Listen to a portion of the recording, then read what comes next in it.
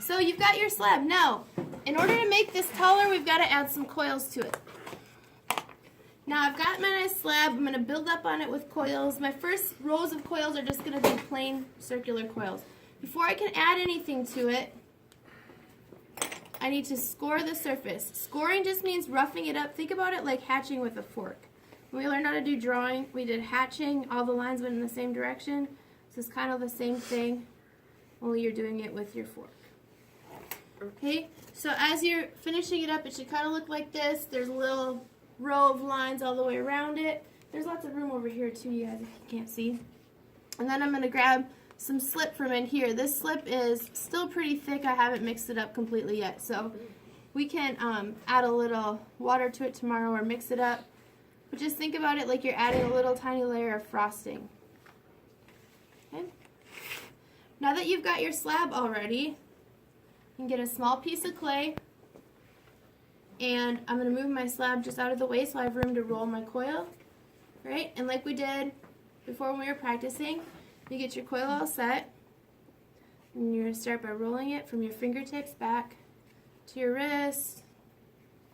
And then remember how we said to roll it from the center out to the sides. And you want it to be evenly thick. And then once I get it about the thickness that I want it, I'm going to see if it fits all the way around. Not quite. So I'm going to pull it back off, give it a couple more rolls. If it's just a little short of what you need the length to be, chances are is you just need a few more rolls. I'm going to check, make sure it's even. And then I'm going to add it right onto there. Now, it's too long, which is fine. When I add my coil, I'm looking to see where it sits on the base. I want the coil to be just inside of that outer edge of the base. If you put the coil towards the outside of it like this, what do you think would happen to your pot eventually? Fall off. It's going to like fall off and kind of roll off the edge of there. So to prevent that, I'm going to tuck my coil in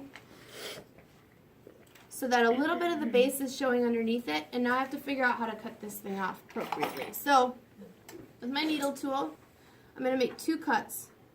This cut is diagonal this direction. I'm going to overlap it with this remaining coil, and I'm going to trace the line where that coil would just perfectly be even on there and cut that off. So if you can see, I've got two diagonal ends that are overlapping each other. Alright?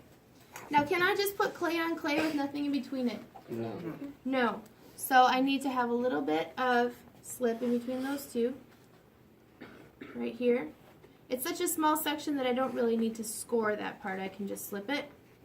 And then I'm going to use my finger in that swiping motion that we learned when we were getting the cracks out of our pinch pot the other day. It's the same swiping motion that you're going to use to just blend those together. You can't even tell where they were. Okay? Now I've got a problem because I've got a really, really sharp line from where the base and the first coil connect. And I don't like the way that looks. Plus, if you want your pot to hold water, it's not going to be watertight. So there's two ways you can get rid of this. The first way is to take your wood tool and you're going to pull a little bit of this clay. I'm just kind of pulling it up into that coil. Okay? And then I'm going to pull a little bit of my coil back down into that clay, smooth it with my finger, and erase that edge. Okay? That's one way to do it if you want the base to kind of angle in. All right? The other way to do it is to take your finger, brace your pot on the inside so that you're not misshaping it while you're doing this, and push that base edge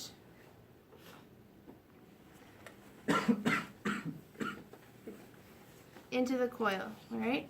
So I kind of pulled it up into it, and then I'm going to take my finger and swipe and smooth that out. Okay? What I don't want you to do, and what I've seen people do before, is they're like, oh, I want to smooth something. I'm just going to put a ton of slip on there and smooth it. If you put slip on there to smooth it, what's going to happen is your pot will get so soft at the bottom, and when you try to add to it, it's going to be almost impossible to add to because it'll be too soft, too flexible, okay? The other thing you want to be careful of when you're doing this first part is that you don't smush the coil while you're doing it so that it has like a sharp pointy ridge on it. You want to keep it wide and flat so it can be a nice base for your other coils, okay? So after I get done going around and smoothing that out, I'm going to do the same thing on the inside, only this time I'm going to take my plastic tool and I'm going to pull a little bit of clay from that coil down into the base, because I want there to be a smooth connection between the base and that coil, not a ridge, okay? So I'd smooth the outside, smooth the inside. Now, you're ready for your second layer, all right? Same thing here. You can put coils on top of coils to make something taller. So you're going to roll another one out. Okay, before I can attach it, what should I do? Good. Head slip. Slip, but before I slip, I do same thing. If you get 2 points in basketball, you score. Score it. All right? Score and slip. That's my score lines. Add the slip to it. This coil's not long enough, but you get the point. I would add this coil on top of it and then smooth these two together, okay? So that's how we're going to start to build this pot up. You don't need to smooth your rows between your coils out, although you can if you don't want to see the coils on your pot. If you want it to look smooth, you can smooth out the outside and the inside. If you want to see the coils, you can smooth that out. You can also make different designs with coils. So as you get a sturdy foundation for your pot, we practiced the other day making like spirals and all kinds of stuff. You can get creative with it. So let's say I've got a couple layers on here and I want to do something different. You can add, maybe I'm going to do like a S shape, something that looks like this, and I'm going to attach it onto here. So I could score it, slip it, slip my S shape together so it doesn't fall apart, and make a row of those that went all the way around the coil, okay? So there's a lot of different things you could do.